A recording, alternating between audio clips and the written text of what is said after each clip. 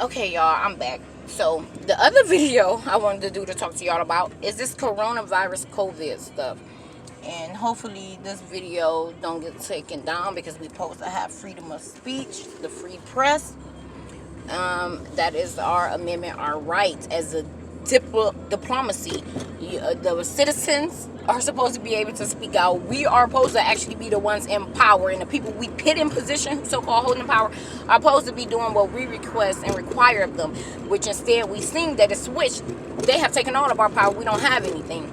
We're under dictatorship disguised as diplomacy. Anyway, that's a whole nother story. That ain't even what I came to talk to you about. Anyway, so this coronavirus stuff, it comes up, sweeps the world damn near, and it is population control. It's depopulation. If you remember, like the Tuskegee experiments, they have always tried to create biological weapons that they could use to do covert war. That is what blacks and minorities have been in with whites. It has been covert war tactics that they have used on us, and we're not picking up arms and doing anything about it, you know. And I guess due to the fact that since they aren't out with, actually they are out with their guns just shooting us. They actually are. But anyway, this is a depopulation scheme that is at hand. And this is what you got to remember. They want one world order, one world government, religion, laws, economics, and all of that. In order for there to be a one world order, America has to collapse. And that is what they're doing. They're bringing America to her knees. And one more blow, or if this continues, which the next cycle will be war, which will end it all together. They are bringing America to her knees. Our economy is collapsing. A famine is happening. War soon will be here. It's so much. And it made me think about the four horses of the apocalypse. And if you're not familiar with the four horses of the apocalypse, it's in Revelation chapter 6 or Revelation chapter 7. Right, I should have had my Bible on. We just could have read it now. But anyway, the four horses of the apocalypse speaks of a famine coming with pestilence and disease, right? No food. They already telling us and wiping out our food, right? Where they've had to burn, let's say, crops. Animals are just dying. Imports and exports has been stopped due to the spread of the coronavirus. So they're already putting the clothes on food as we speak. And then just think about the power of the peoples being taken away. No power, economically being compromised, to where that puts you in a place of government dependency and them having the power, deciding when you eat, how you eat, you having to go through them to get food, keep shelter, and all of that type of stuff. That creates it to where where they want to take this and what they're going to have to do, the people will practically be begging them to do it, because they're going to think, okay, well, this is my security, this is how we're going to be fed here. We need them in control, we need them to take care of everything. To where now here it's literally gonna be on some Hunger Games type of shit. Your section, y'all can come get your food. We're gonna give you enough food for a week for your household. We just did the census. You're gonna have to be chipped if you want your medical care, if you want your food and all of that. You're gonna be chipped. We're the ones who are gonna distribute it to you. We tell you when and how you can do it.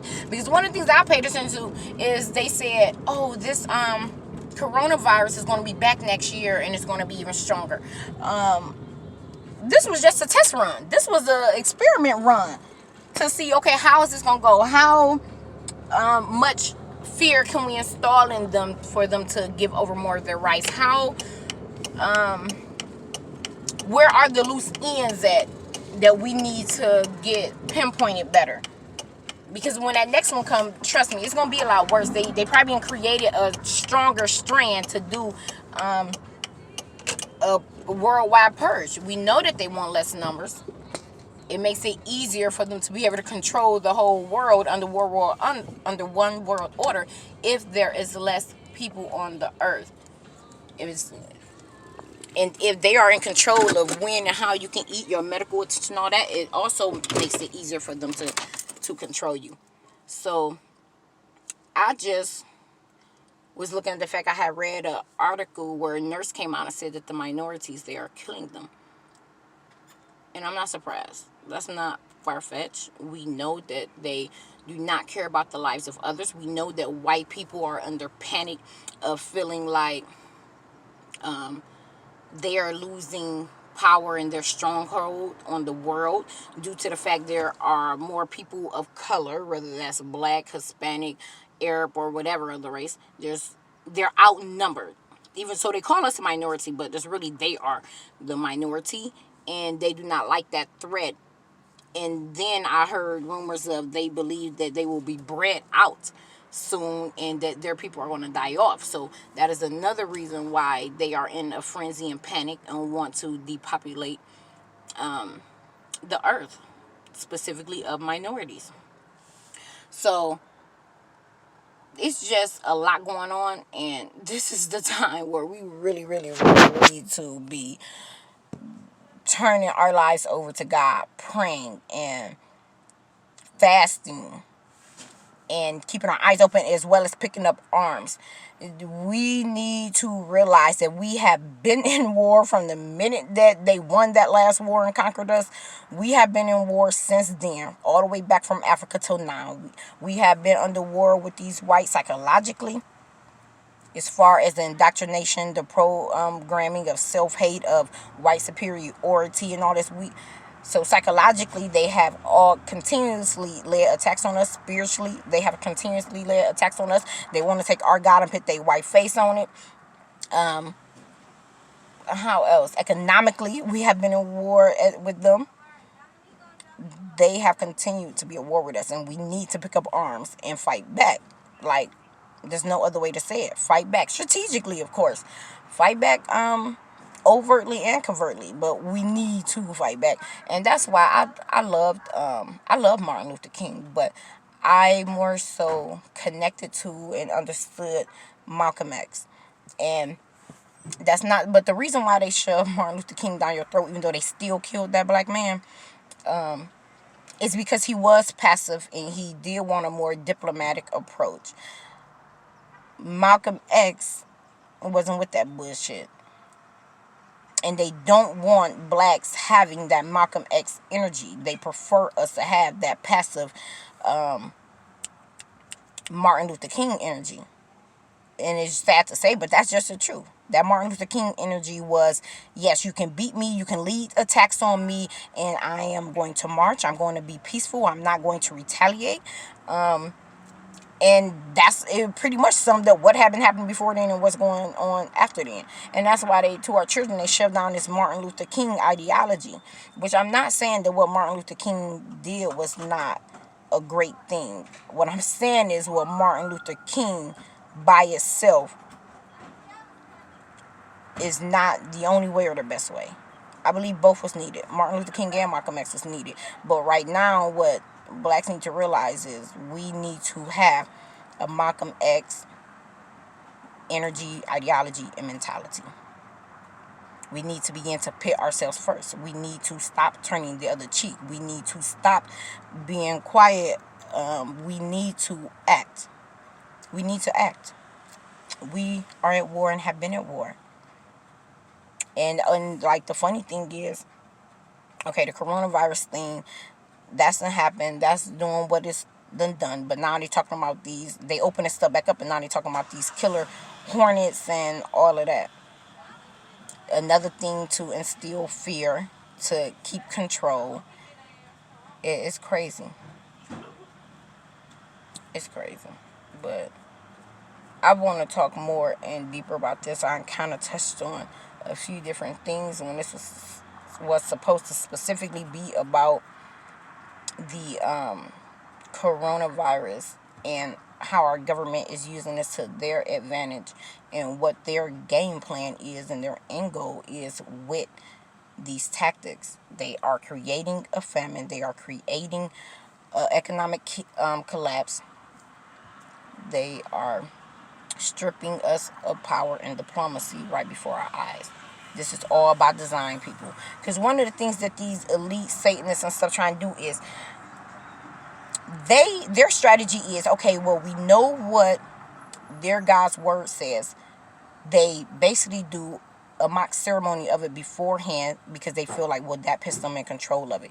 If I know that I'm going to be assassinated on, I'm just giving an example of like what I mean by what they do and why they're doing this. If I know that I'm going to be assassinated, let's say this in a few years, the best thing for me to do is be in control of it, mock it so that it already happens. Whether that's me faking the assassination as if I've died, or whether that's me having someone get up there and shoot me in a place that's not fatal. Because now that strips the other person of that plan and that agenda because I have jumped the gun and did it for them. And that is a game that they are playing with God. Okay, we know what the prophecies say. We know, oh, the police got them. We know what the prophecies say. Here, let's jump ahead of it. We're going to bring about these things ourselves so that we can be in control of the outcome of it and protect ourselves through it. And that is what they are doing. They are creating a economical collapse. They are creating a famine. They are creating disease and pestilence, and war will soon come. Be ready for that. Like, I'm gonna tell you about these dreams. I had went through a series of dreams, that visions that God had given me about war, and and I'm gonna tell you this because a person had posted talking about, well, the prophets, y'all the ones who supposed to hear from God. God ain't tell y'all about this. So what God did not show me about a disease happening, but God did give me dreams about war. So I am going to actually, matter of fact, all of the videos that he given me, I mean dreams he gave me, I'm gonna make videos about it because guess what? Just last night I had a dream of tornadoes. Now during this time where God was giving me these series of dreams or whatever, there was these massive tornadoes that kept reoccurring in my dreams during that time. And all of the dreams that God was giving me had came to an end maybe about 3 years ago. The dreams, as I was going through, because I was also going through spiritual attack as well. Why God was speaking to me. It lasted for about, I'm gonna say, 4 or 5 years. But it's been about like 2 years since he's given me any type of dreams concerning that type of stuff. And just last night I had one of the tornadoes, and back then it used to be tornadoes in them. And when I was going through the dreams, I was wondering, like, okay, what do all these tornadoes mean? Is it symbolic or is it literal? And I just had one last night, and it's possible that it's literal. We know that our government has technology to change weather, to create weather, and do things with the earth and the elements. So it could be literal, but I had a dream of a tornado just last night. And God, he's giving me other dreams outside of this. Like, actually, both my children, God gave me a dream of both of them beforehand. And so, you know what? I'm going to do a series about that, about all the dreams God has given me. Especially ones relating to war and what is to come. Y'all, it was crazy. It was wild. So, I'm going to do that. But anyway, I just want to end this here because I need to go and get me some gas. This is an attack. Y'all need to prepare. Y'all need to prepare. Start stocking up water now. Start stocking up canned goods now. Start minimalizing your life and detaching from technology and all these different, like, we need to build our immune system up, get strong spiritually and mentally as well as physically. We need to, things are coming, y'all. This is not the tip of the iceberg. This is oh no, the saying is, this is the tip of the iceberg. I don't remember the saying, but I'm just saying it's a lot more to come. These are the beginning stages and phases of what is going on and about to happen. And people, we need to prepare. We need to get ready. That's all. Y'all have a good day.